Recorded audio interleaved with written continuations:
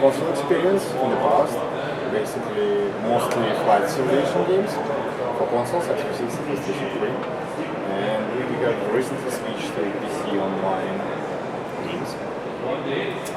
So, and today we are presenting two of our games.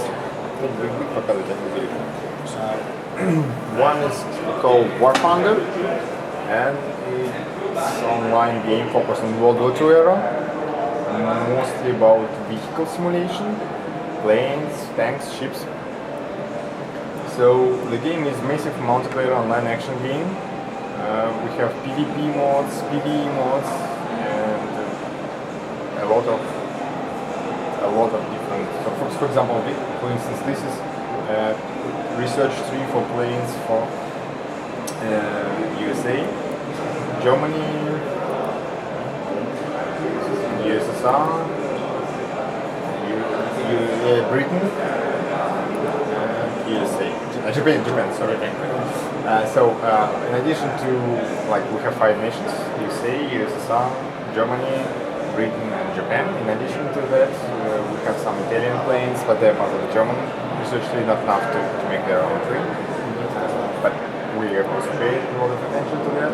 We have Australian planes, also part of the Britain Royal Forces. So the game consists of 2 main PvP modes. Right now it's 2 main PvP modes. One is called Arcade Battles, and it's has a little bit simplified physics. There's no spins and stalls basically. So the players also can choose any nation. So for example, it's a team versus team battle, and I can be on the German team, and my ally mate can be on the USA team of the same nation. So, and the same is got to the enemy team. So it's not like one nation versus other nation. For historical battle, we have no physics simplification, so there's spins, stalls, real realistic physics. And in addition to that, all battles are like historically accurate. You can fight German versus USA, or German versus Britain, German versus USA, but not German versus Japan. And all of the teammates would be of the one nation. So how many players can join? In one session, that could be up to 16 versus 16 at least in planes. But in addition to that, we have 200 vehicles in total, because some of them are currently AI controlled, tanks and ships, and aircraft artillery. Right now they're controlled by AI or developers. We're going to release to public. Real battle. Yeah, I mean, it's already happened like that. So, for example, there's one ground army, tanks attacking another ground armies. They're actually moving, shooting at each other. They have anti-aircraft artillery to protect them. But that's all right now. It's all AI. We're going to release the player control later, and so this is AI. And most of the sessions are not focused on like dogfighting. So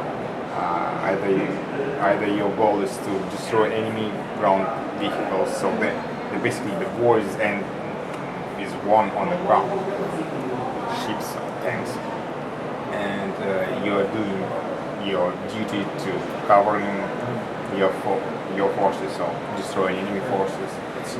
So it's a lot of team play there, because, for example, you can take bomber and bomb enemy ground vehicles, tanks, but at the same time you need fighters to cover you, and you need some fighters to intercept enemy bombers.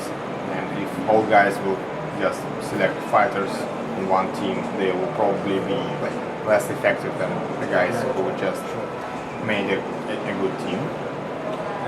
And so there's a lot of team in the game. And because of that, we have strike fighters, and bombers. 3 different classes of planes in the game. It's a very tactical game.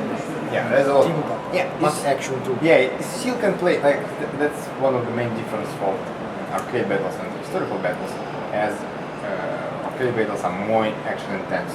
They are not only simplified physics, but also the mission design is to provide more intense action on the small area. So this is arcade mode? Yeah, this is arcade mode.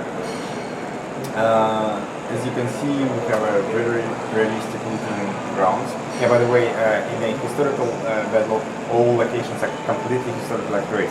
Exact location: Berlin, Malta, Ruhr, like Bush, and in a arcade battle, in addition to that, we have some fictional locations, Africa, or something.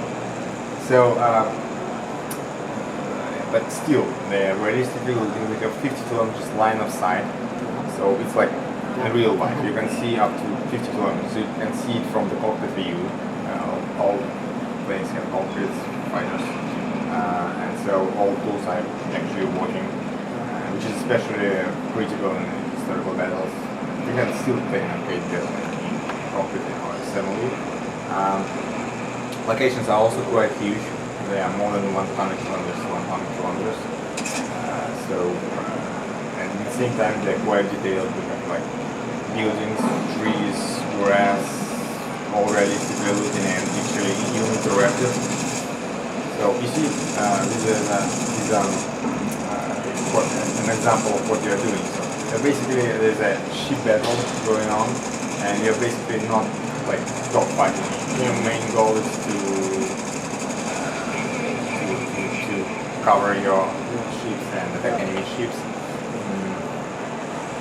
He has fuel leak right now, and yeah, we also have blackouts, redouts, and the G tolerance of pilots is one of the things we can level actually.